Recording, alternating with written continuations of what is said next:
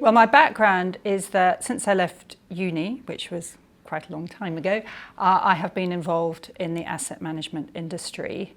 I spent most of my working career at Threadneedle Investments, which is now Columbia Threadneedle, initially as a fund manager and latterly as Chief Investment Officer, where I looked at the asset allocation of the main balance funds, and I was also responsible for the investment process. I joined the F&C Investment Trust Board in 2011, and that was my first non-executive director role. I became a main board director of Henderson Group, which is now Janus Henderson Group, where I was a board member for 6.5 years, and I'm currently the chairman of the JP Morgan Emerging Markets Investment Trust. In terms of my role on the board, my experience in looking at portfolio construction, risk within portfolios and asset allocation is an area where I spent most of my working life and is particularly relevant to the Investment Trust Board. However, there's a much more broader role in terms of being the director of an investment trust.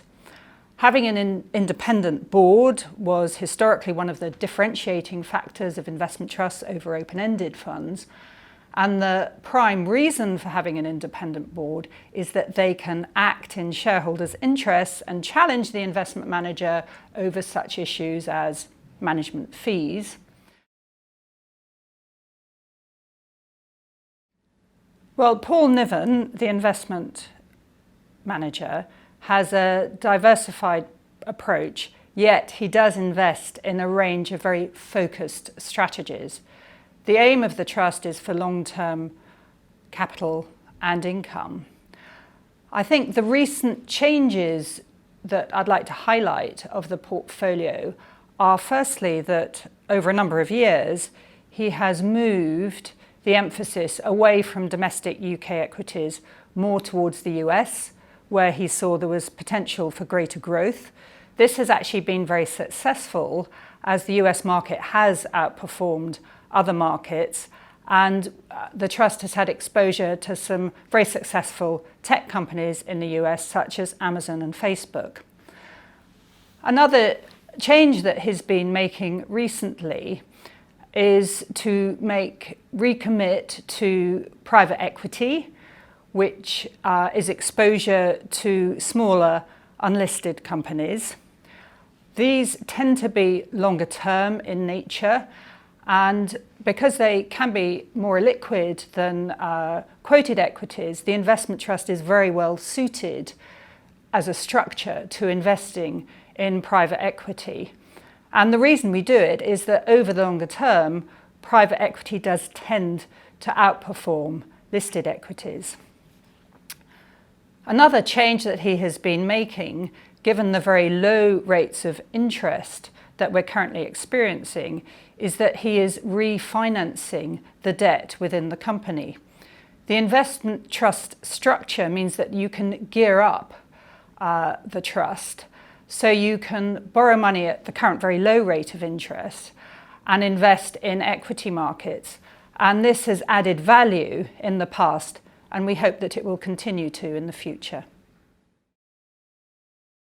Well, I think the current uncertainty over politics, Brexit, trade relations between US and China, concerns over slowing economies and corporate profit growth is going to continue, which could create some volatility. However, dividends in a number of markets are actually higher than interest rates, which I think will limit the downside to stock markets and give them some support. Having said that, it's worth pointing out that volatility and any market weakness does create investment opportunities, and Paul Niven, our fund manager, is constantly looking for long-term investment opportunities and will look to buy into any weakness. Looking ahead, I think it's also worth mentioning that the emphasis of many investors has changed from just being focused on returns, regardless of the consequences, to considering more of the implications and the impact on a number of different stakeholders. If you take environmental, social and governance practices, then these are coming much more to the fore.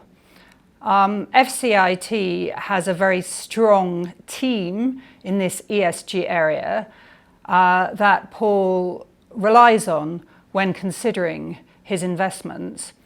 And it's interesting that the carbon footprint of F&C Investment Trust is only 70% of the footprint of an ETF based on the equivalent index. So these ESG practices are really showing throughout FCIT's portfolio.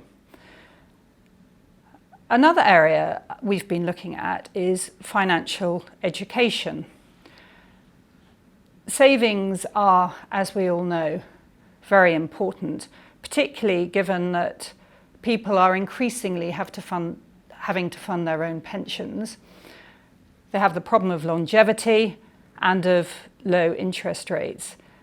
And last year, when it was F&C's 150th anniversary, the board was looking at what might help going forward for the next 150 years.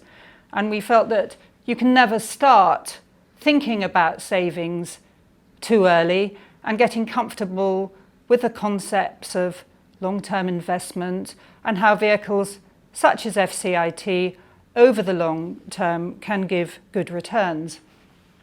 With this in mind, we launched an initiative to help financial education and went out to a number of schools across the country with a roadshow and had over 2,000 school children attending it. Over the coming year, we're going to build on this financial education initiative.